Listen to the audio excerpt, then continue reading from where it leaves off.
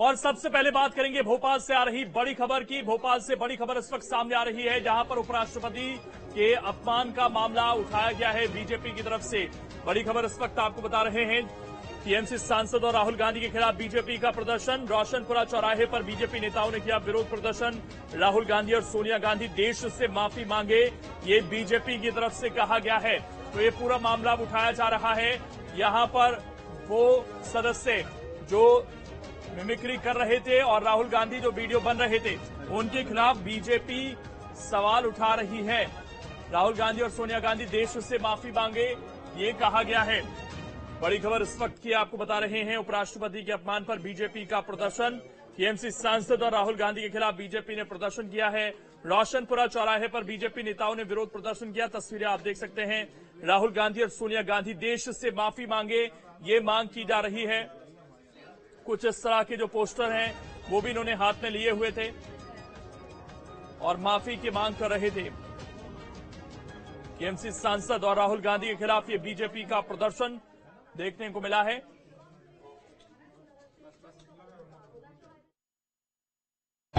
देश चाहता है कि सोनिया गांधी राहुल गांधी माफी मांगे, क्योंकि संपूर्ण भारत इस पर आंदोलित है।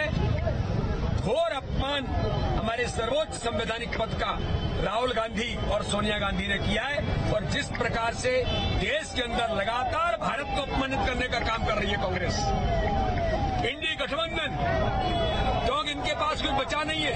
प्रधानमंत्री मोदी जी का जिस प्रकार से दुनिया में आज स्थान बना है, तो उन्हें ये पच नहीं पा रहा और लगातार वो भारत को अपमानित करने का काम कर रहे हैं, क्योंकि इनके मन में भारत नहीं, इनके मन में तो इटली है। इसलिए भारत के मान सम्मान से कोई लेना देना नहीं है।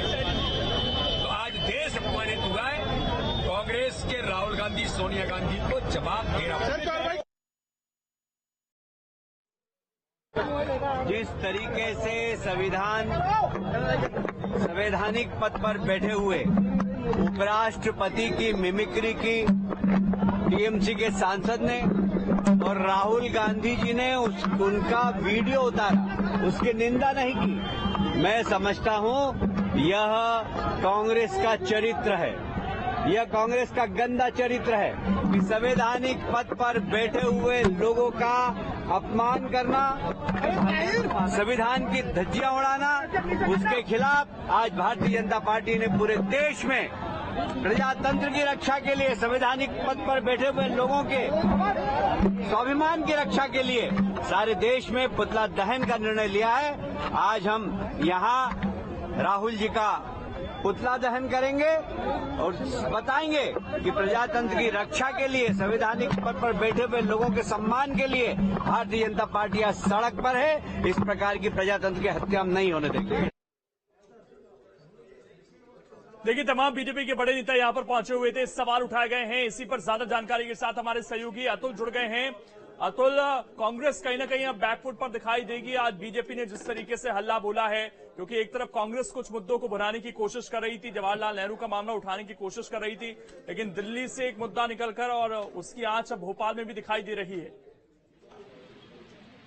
देखिए, बिल्कुल जिस तरीके से उपराष्ट्रपति की मिमिक्री का जो मामला सामने निकल के आया है, उसके बाद से ही बीजेपी न सिर्फ मध्य प्रदेश बल्कि पूरे देश में कांग्रेस और विपक्ष पे हमलावर हो रही है। हालांकि राजधानी भोपाल में भी तमाम बीजेपी के बड़े जो नेता हैं उन्होंने इकट्ठा हुए और राहुल गांधी के साथ साथ कल्याण बनर्जी सांसद है, मिमिक्री की थी, उनका भी पुतला दहन किया। साफ तौर पर बीजेपी का यही कहना है कि कांग्रेस और तमाम जो दूसरे विपक्षी नेता हैं वो प्रधानमंत्री नरेंद्र मोदी के नेतृत्व में जो भारत आगे बढ़ रहा है वो उनको हजम नहीं हो पा रहा है और किस तरीके की हरकत करते हुए दिखाई दे रहे हैं। देखिए, पूरा मामला जिस तरीके से सांसद निष्कासन का था, लेकिन अब इसमें एक नया मोड़ आ गया है और नए मोड़ में जिस तरीके से राहुल गांधी पे जो है बीजेपी हमला कर रही है, तो उससे स्पष्ट है कि आज जब पूरे देश में पुतला जलाए गए, उससे बीजेपी संदेश देने की कोशिश कर रही है कि आने वाले दिनों में भी बीजेपी तमाम विपक्षी जो इंडिया अलायंस के जो दल हैं, घटक हैं, उनके ऊपर हमला करते हुए दिखाई देगी। खासतौर पे जिस तरीके से हमने देखा, बीजेपी प्रदेश वीडी शर्मा ने साफ तौर पे यही कहा कि राहुल गांधी और मुखर्जी को माफी मांगना चाहिए और जिस तरीके जो नेतृत्व किया है, उपराष्ट्रपति संवैधानिक पद है और पद पे जो उपराष्ट्रपति का जिस तरीके से उन्होंने मिमिक्री निकाल के मजाक हाथ से उड़ाया है, वो कहीं न कहीं संविधान के खिलाफ है और इस चीज को लेकर कांग्रेस और तमाम विपक्षी दल जो इंडिया के घटक हैं उनको माफी मांगना इस पर चाहिए। अतुल, फिलहाल जो मध्य प्रदेश की कांग्रेस के नेता हैं, उनका किसी तरह का कोई बयान सामने आया है? देखिए, इस पूरे मामले को लेकर अभी कांग्रेस के कोई भी नेता मध्य प्रदेश में खास तौर पे बोलने के लिए तैयार नहीं है। उमंग सिंगार से लेकर तमाम जीतू पटवारी तक तमाम जो नेता हैं उनसे जब ये सवाल किया गया तो इस पे बोलने से बचते हुए नजर आए। यानी इस बात को कांग्रेस भी समझ चुकी है कि जिस तरीके से बीजेपी ने पूरा एक माहौल तैयार किया है, बीजेपी ने जिस तरीके से पूरे देश के अंदर पुतला दहन कर रही है, उससे खासा अगर मध्य प्रदेश में इस तरीके की कोई टिप्पणी होती है तो यहाँ मध्य प्रदेश में भी कांग्रेस गिरती हुई नजर आएगी। ऐसे में कहीं न कहीं इस पूरे मामले को लेकर कांग्रेस मध्य प्रदेश के नेता दूरी बनाते हुए दिखाई दे रहे हैं।